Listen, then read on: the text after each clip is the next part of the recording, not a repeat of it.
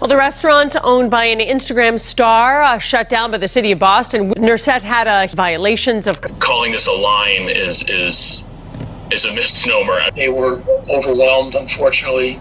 Lots of people without reservation. Felt this was necessary action due to the strain on the city resources to responding to calls of black... Just a couple of years ago, Salt Bae was on top of the world. His gold-covered steaks were going viral. Celebrities were lining up to dine in his flashy restaurants. He had locations in New York, Dubai, Miami, London. The man turned a viral meme into a global empire. But now, that empire is crumbling. Fast. The restaurant business is tough, but Salt Bae's downfall isn't just about tough competition. It's about scandal, lawsuits, bad press, and one very big problem. Salt Bae may be banned from opening any restaurants in the US ever again. And if things keep going the way they are, he might even end up behind bars. So, what exactly went wrong? Let's break down the full story, what's happening with Salt Bae's restaurants, the legal trouble he's facing, and how the whole empire that was built on hype is falling apart brick by brick. It all started in Boston. Salt Bae opened one of his Nusri Tea steakhouses there, but the city wasn't having it. Reports flooded in. The restaurant was causing chaos, straining city resources, and attracting massive lines of customers, many without reservations, overwhelming the area. Officials described it as a public safety issue and shut it down. But Boston was just the beginning. Across America and Europe, Salt Bae's restaurants have been quietly shutting down. His flashy Las Vegas location closed earlier this year. The Beverly Hills spot shut its doors in June after just 4 years. Over in New York, the once popular Midtown location is still hanging on, but just barely. Meanwhile, locations in London and Paris have already closed. So what happened? Public opinion turned fast. In a recent media poll, only 4% of people said they still supported Salt Bae's brand. A whopping 80% said his style of dining wasn't for them. The rest? Confused or uninterested. That's a huge shift from when people were lining up to be sprinkled on. And then the lawsuits started piling up. Salt Bae is currently being sued by 24 employees from his Miami location. Their claim? He stole their tips, all of them. These weren't vague accusations either. These are serious legal complaints that, if proven true, could lead to criminal charges. And that's just one case. More legal issues are rumored to be developing behind the scenes. So, what is Salt Bae doing about all this?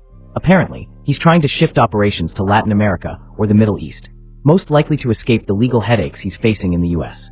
But the American Food Safety Department isn't letting him off the hook that easily. They're keeping a very close eye on every move he makes, making sure nothing shady happens under the radar. And when you look at some of Salt Bae's behavior, you start to see why people are done with him. Take the case of Dwayne Miranda, a customer who got hit with a $1,000 charge he didn't ask for. Salt Bae's restaurant claimed he ordered the golden option on a tomahawk steak. Miranda insisted he didn't, but when he pushed back, they called the police on him. Yeah, over a steak. According to Miranda, they brought out the food looking flashy, and he assumed it was just the standard presentation. Turns out that gold leaf meant a surprise 4-figure bill.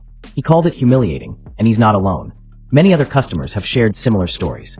Overpriced food, surprise charges, and a feeling of being scammed. Pork steaks and a rack of lamb for the table. When the bill came, we were shocked by the total. They insisted that we ordered the golden option and charged us $1,000 for each. We absolutely did not order that option. Although we did eat what was brought to the table thinking this was the normal presentation for our order, it was clear that the waiter was trying to take advantage of the situation. But Salt Bae didn't apologize. He doubled down, claimed everything was high quality and fairly priced. His response: "We're not expensive. That's just your perception. But perception is everything." And his was turning fast. People started asking, why is a steak dinner costing $1,500? It's so expensive. We are not expensive. This is, perception, not reality. Our product, best of the best. Is it even good? Was this ever about the food? Or just about the clout? Turns out, a lot of Salt Bae's success was built on the backs of celebrity hype. Big names like Andrew Tate, Conor McGregor, and even Sean Diddy Combs promoted his restaurants. They shot videos with him, sprinkled salt, and played along with the luxury gimmick. We have a man who became a billionaire from salt. Yes. From salt! You can all put salt on, he did it the best. Bam. Bro, I know Salt Bae. Not many people know that me and Salt Bae are tight like that. He's my boy. You know who Salt Bae is? The salt sprinkler man? Yes.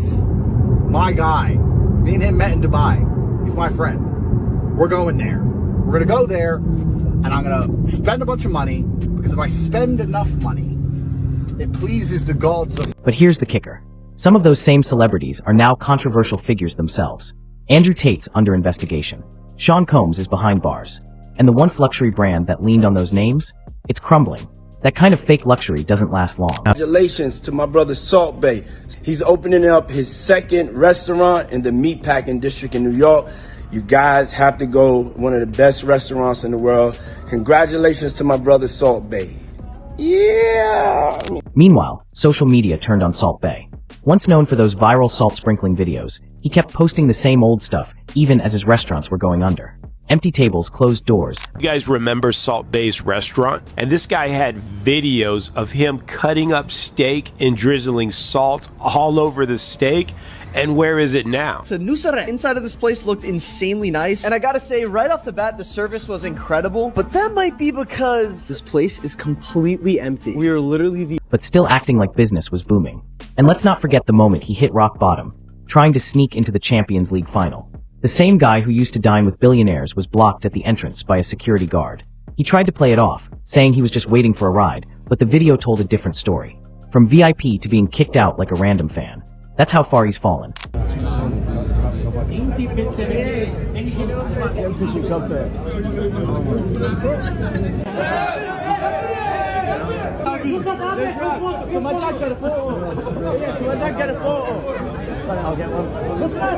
And now, the legal stakes are higher than ever. If Salt Bay's restaurants are found guilty of serving unsafe food, that's a violation of food safety laws. Jail time up to a year, plus fines up to $100,000. If he underpaid employees or took tips, that's wage theft. Again, jail time, and he'll owe every stolen cent back. If he tried to dodge taxes or hide money from the government, that's tax fraud, up to 5 years in prison and massive financial penalties. And if he's scamming customers with fake charges and shady pricing, that's consumer fraud. Again, potential prison time. So it's no surprise Salt Bay is trying to relocate fast. But let's be honest, the damage is already done. His brand has been exposed. The luxury steakhouse image? Gone. The viral fame? Over. The restaurants? Closing one by one. What's left? A man who built an empire on memes, gold steaks, and Instagram clout. Now struggling to stay relevant, surrounded by lawsuits, under government scrutiny, and rapidly losing fans. So now the question is, would you still pay $1,000 just to watch Salt Bay sprinkle salt in person? Or has the show finally come to an end? Let us know in the comments.